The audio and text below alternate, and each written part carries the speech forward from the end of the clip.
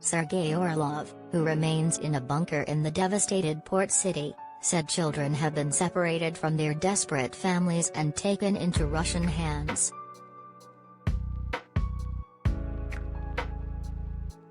He said Putin's invading forces are bursting into Ukrainian hiding places and ordering them to leave within 15 minutes or they will be killed.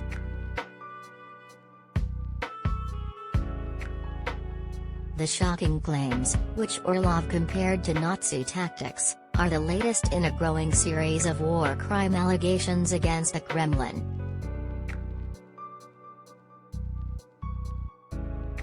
The official told The Sun, "We have made contact with people who have told us what is happening. They are being taken off to Russia to work for the state in depressed areas. It is forced labor. They are having to work for Russia to survive.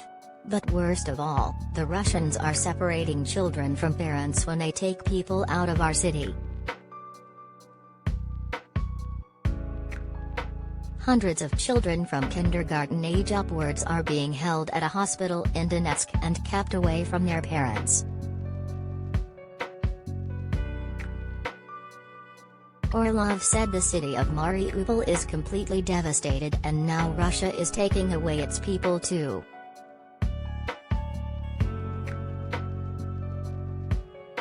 The Kremlin troops are using a sinister processing system called filtration and are being taken behind enemy lines in eastern separatist regions, he claimed.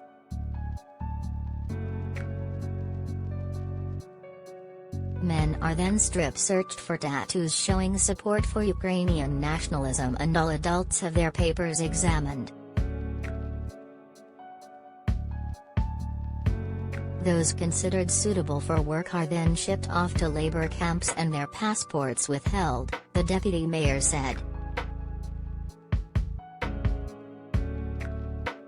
Most are given menial jobs in deprived areas as far as Siberia regardless of their previous qualifications.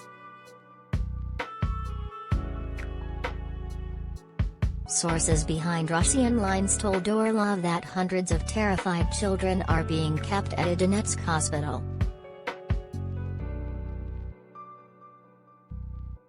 Ukrainian human rights group Zmina has also accused Russia of civilian abductions and is calling for their immediate release.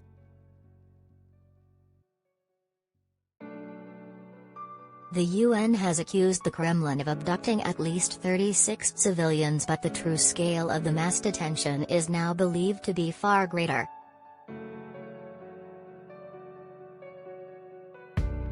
In the port city of Mariupol, around 170,000 civilians remain encircled by Russian forces, with ever-dwindling supplies of food, water and medicine.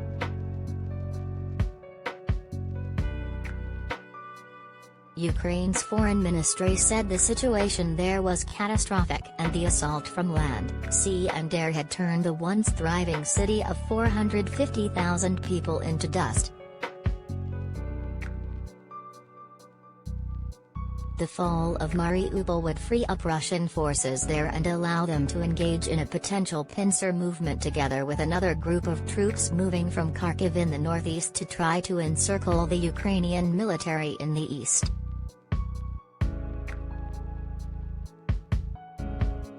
Volodymyr Zelensky said yesterday, "I've talked to the defenders of Mariupol today. I'm in constant contact with them. Their determination, heroism and firmness are astonishing. If only those who have been thinking for 31 days on how to hand over dozens of jets and tanks had 1% of their courage."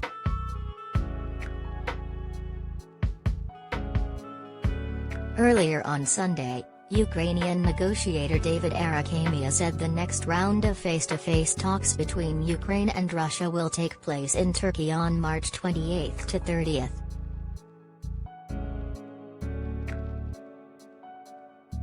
While Russia's chief negotiator said the in-person talks would begin on Tuesday.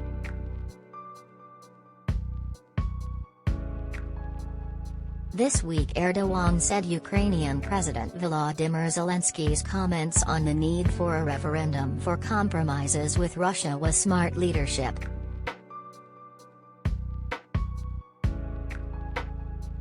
Speaking to reporters on a return flight from a NATO summit in Brussels, the Turkish president said his country could not impose sanctions on Russia due to its energy needs and cooperation. Face-to-face peace negotiations will restart today, with Zelensky saying they must bring peace without delay and indicating a willingness to compromise.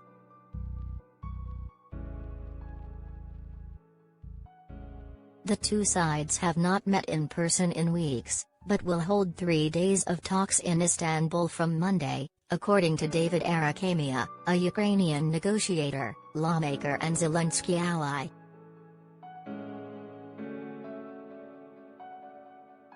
Several rounds of talks have already failed to end the war sparked by the Russian invasion, which is now in its second month. About 20,000 people have been killed, according to Zelensky, 10 million have fled their homes, and despite Russian military setbacks, several cities are still coming under withering bombardment.